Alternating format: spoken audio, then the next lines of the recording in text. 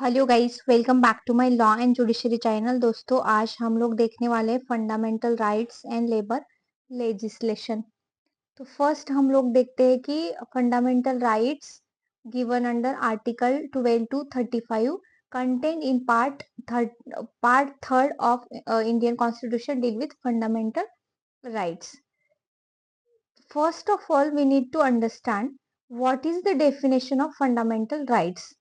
So here the definition is given by the fundamental rights are the basic human rights preserved in the Constitution of India which are guaranteed to all citizens. तो यहाँ पे हम लोग definition part दे सकते हैं कि basic human rights है preserve in the constitution of India. जो बेसिक ह्यूमन राइट्स वो दिए जाते हैं वो गारंटेड होते हैं अंडर फंडामेंटल राइट्स कॉन्स्टिट्यूशन के अंडर में। Now we will see the कितने टाइप के फंडामेंटल्स होते हैं। तो 6 important types are the fundamental rights. Right to equality, right to constitutional remedies, right to culture and educational rights, right to freedom, right again exploitation, right to freedom of religions.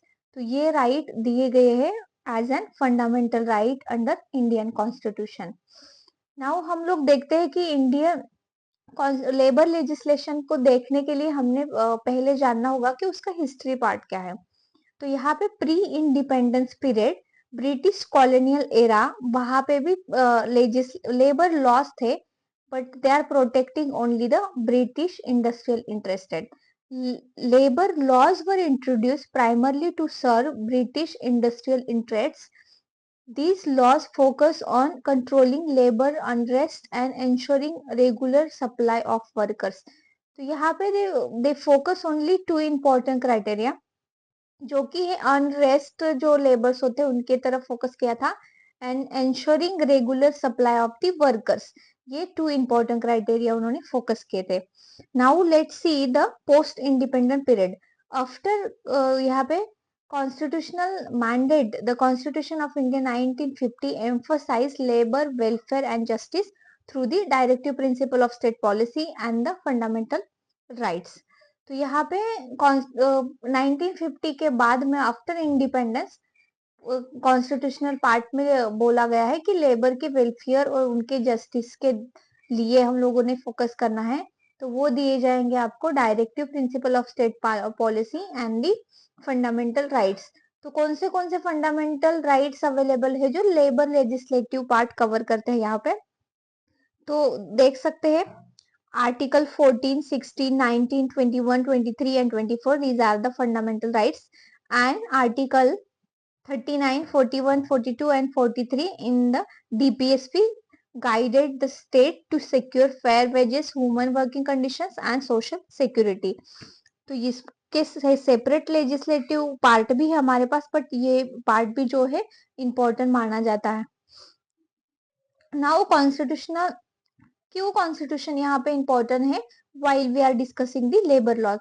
This relevance of the dignity of human labor and the need for protecting and safeguarding the interests of labor as a human being has been preserved in chapter 3rd of the Indian Constitution and chapter 4th in the DPSP part. तो यहाँ पे वो protect करते हैं labours के right. Now constitution of India, यहाँ पे एक वर्डिंग हमको पढ़नी है जो बहुत इंपॉर्टेंट है।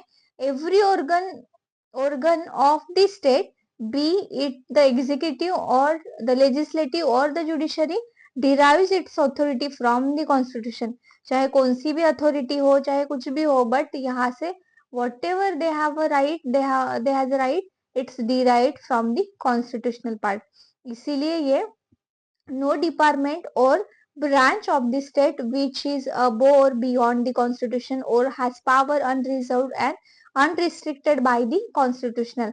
तो यहाँ पे कोई भी पर्सन, यहाँ पे कोई भी डिपार्टमेंट, कोई भी ब्रांच, कोई भी अथॉरिटी है वो कॉन्स्टिट्यूशन के अबो नहीं माने जाते। These are the beyond the constitution और लिमिटेशन ऑफ द कॉन्स्टिट्यूशन में प्रिजर्व है। Now right to equality before law, तो ये पार्ट हम लोग जानेंगे नेक्स्ट लेक्चर में।